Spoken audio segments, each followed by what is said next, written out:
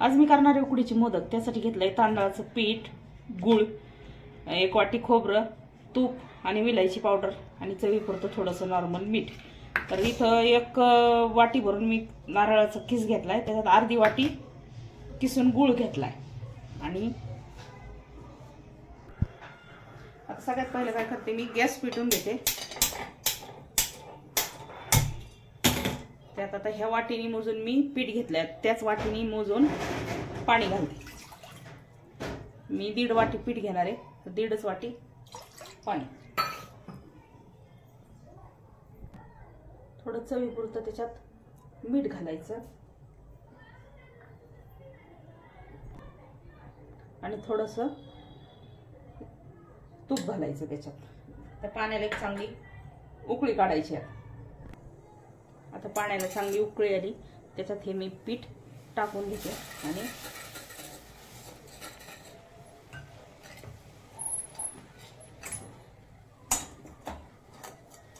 या पद्धतीने असं मिक्स करून घ्यायचं।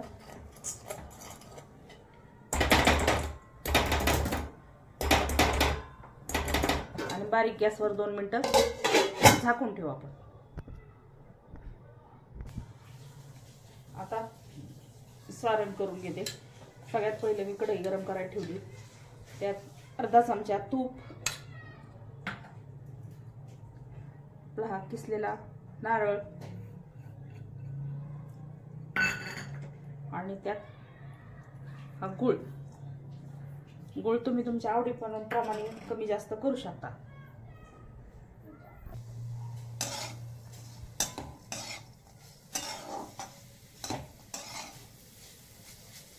हे चांगलं आता गुळाला पाणी सुटेपर्यंत छान असं परतून घ्यायचं।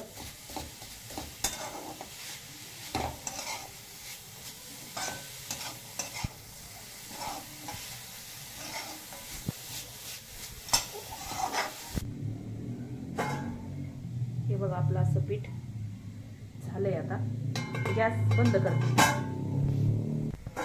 हे पीठ आहे ना, आता छान अशी वाफ आली। मी हे सगळं काढून घेते खाली ताटात।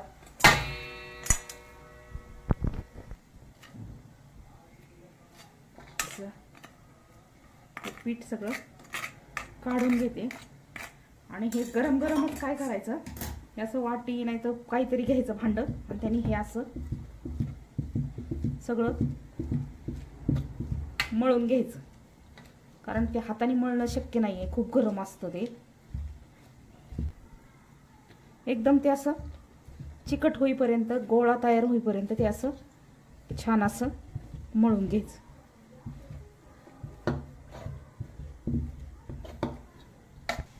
तर हाताला थोडंसं असं तूप लावायचं आणि हे छान असं पीठ मळून घ्यायचं।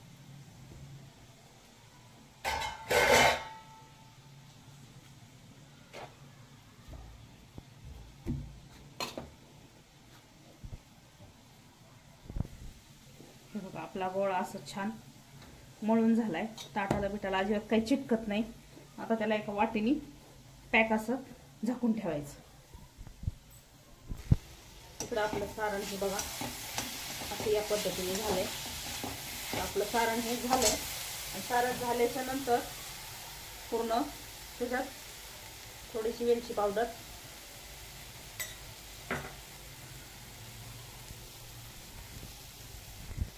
थोडीशी वेलची पावडर टाकून घेतली। आता त्याच्यात थोडंसं जायफळ किसायचं बस। आणि आता हे सगळं मिक्स करून घ्यायचं। आता याच्यातून आपण छोटासा एक गोळा तोडून घेऊ, पीठ परत झाकून ठेवू।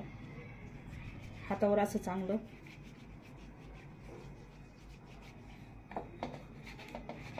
असं चांगलं मऊ करून घ्यायचं। ते एकदम बोटांना थोडंसं तूप लावायचं। ही अशी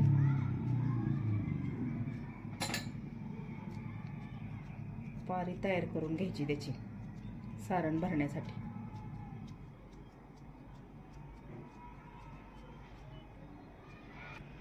त्यानंतर अशा त्याला अशा कळ्या पाडून घ्यायच्या.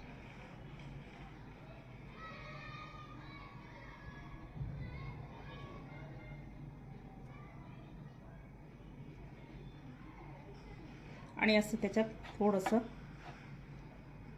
सारण भरून घ्यायचं. छान असं ते मिटवून घ्यायचं. बघा या पद्धतीने असं आपलं मोदक तयार करून घ्यायचं. तयार करून घेते. याच पद्धतीने आता सगळे मी तयार करून घेते बाकीचे मोदक. पाणी असं उकळलंय आपलं, त्यावर अशी एक चाळणी ठेवून घ्यायची. चाळणीला आहे ना तूप लावलंय मी, खाली आपले मोदक चिटकू नये म्हणून. आता त्याच्यावर असे मोदक सगळे ठेवून घेते.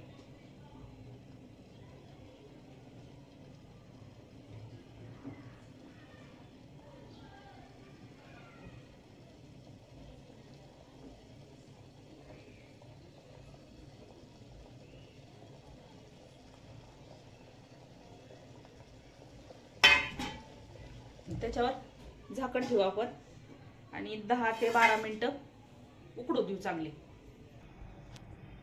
आता मी झाकण काढून बघू आपण. बघा छान असे आपले मोदक उकडलेत. मी आता प्लेटीत काढून घेते. किती छान झालेत बघा उकडीचे मोदक, एकदम मस्त. चला मी आता गणपती पुढे ठेवून घेते. आपल्या गणपती बाप्पांपुढं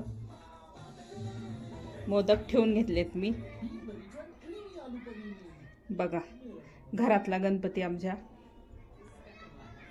छान असं डेकोरेशन केलंय मी.